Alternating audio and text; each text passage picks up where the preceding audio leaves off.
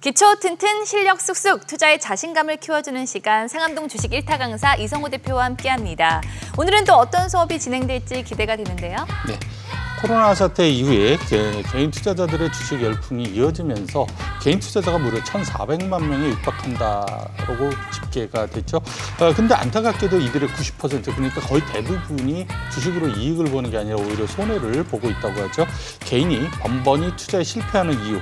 뭐라고 생각하세요? 글쎄요, 아무래도 정보가 부족하니까 종목 선정 과정부터 뒤처지는 게 아닐까요? 그렇죠. 여러 가지 이유가 있겠죠. 말씀하신 대로 큰 거 한 방 노리고 이거 너무 투기적인 종목에 들어간다거나 또는 이렇게 종목 선정 문제가 될 수도 있고요. 또는 너무 단타에만 집중하다 보니까 또 수익이 안 나거나 몰빵 투자를 한다거나 그런 경우도 있겠죠. 또 타이밍 선정도 문제가 될 수 있습니다만은 제가 보기에 좀 가장 문제가 되는 것은 오를 때나 떨어질 때나 항상 계좌의 주식이 100%다라는 게 될 것 같습니다.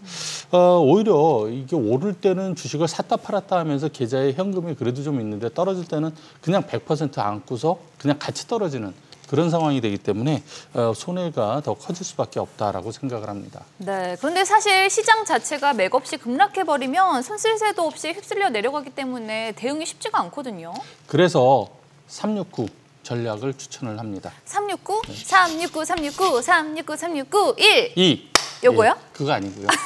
이거 아니고요? 아니고 369가 이제 외우기 쉽게 그렇게 이제 제가 표현을 하곤 하는데 네. 간단하게 말씀드리면 하락장에서는 주식 비중을 30%, 횡보장에서는 60%, 상승장에서는 90%를 갖고 가야 된다라는 그런 얘기입니다.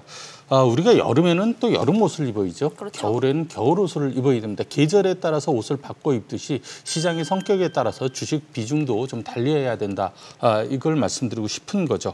그러니까 상승장이냐 하락장이나 항상 주식을 100% 갖고 있으면 안 된다라는 얘기입니다. 네, 이 장의 성격에 따라서 비중을 다르게 해야 된다라고 말씀을 해주셨는데 그런데 단순하게 오르니까 상승장, 내리니까 하락장은 아닐 테고 개인이 시장을 쉽게 구분할 수 있는 방법은 없을까요? 네, 여러 가지가 있는데 가장 쉬운 거 하나를 말씀드리면요. 네.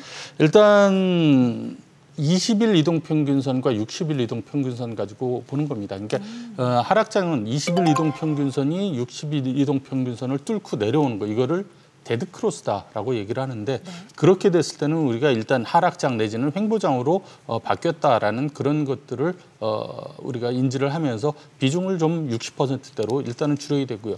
그다음에 볼 것이 그러니까 N자형 하락 패턴이라고 그러는데 직전 저점을 이번에 깨고 내려간다 그러면은 이제는 하락장이 완성이 됐구나. 그래서 주식 비중을 더 줄이는 게 좋다라고 봅니다. 최근에 데드크로스가 나왔던 게 작년 2021년 8월 11일입니다. 네. 그때 주식 비중을 60%로 줄일 수 있는 기회였고요. 그다음에 그 이후에 직전 저점을 깬 날이 작년 10월 1일이에요. 그러니까 이때 30%로 줄였다면은 올해 1월과 6월에 큰 하락을 상당히 좀 피해갈 수 있었다라고 그렇게 볼 수가 있고요.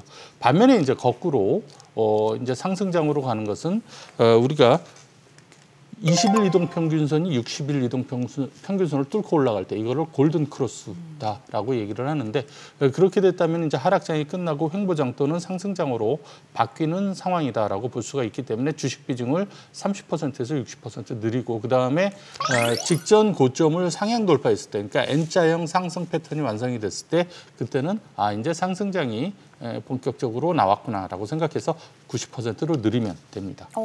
그런데 여기서 궁금한 게 있습니다. 작년에 알려주셨으면 좋았겠지만 지금 대응하기에는 조금 늦은 거 아닌가요? 그렇죠. 이제 사후 약방문이다. 그렇게 보실 분도 있으실 텐데요. 제가 이제 두 가지만 말씀을 드리면 말이죠. 첫째는 2020년, 2021년 이때 이제 주식시장 개인 투자자 많이 유입됐잖아요. 네. 그때 주식을 하신 분들 같은 경우에는 제가 그때 이 말을 들려드렸어도 설마 이런 하락이 있겠어? 주식이 그렇게 떨어지겠어? 전혀 공감을 못 하셨을 거고요. 지금은 이제 좀 어느 정도 공감을 하실 수가 있기 때문에 앞으로는 이렇게 해야 되겠다라는 생각을 하실 수가 있을 겁니다. 두 번째는요. 이제 주식 하시면은 앞으로 1년, 2년 하고 말 게 아니라 10년, 20년 하셔야 되잖아요. 네. 그렇다면은 이런 하락장을 앞으로도 몇 번은 더 우리가 겪어야 되는데 그때 제가 드렸던 이 얘기 369 전략을 잘 기억해 두셨다가 투자하실 때 반영을 하신다면 좋은 결과가 있으리라고 의심치 않습니다. 네, 정말 잘 기억을 해뒀다가 장세 변화에 맞춰서 영민하게 대응을 해야겠네요. 네, 그렇다면 여기서 또 퀴즈 빠질 수가 없죠. 네. 이제 방금 이제 그 장을 구분하는 방법 우리가 배웠는데 지금이 상승장은 뭐 아니겠죠. 당연히 아니고요.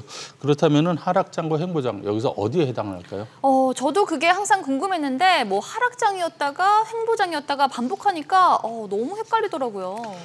그걸 그렇게 단기적으로 보지 마시고 좀 길게 보셔야 됩니다.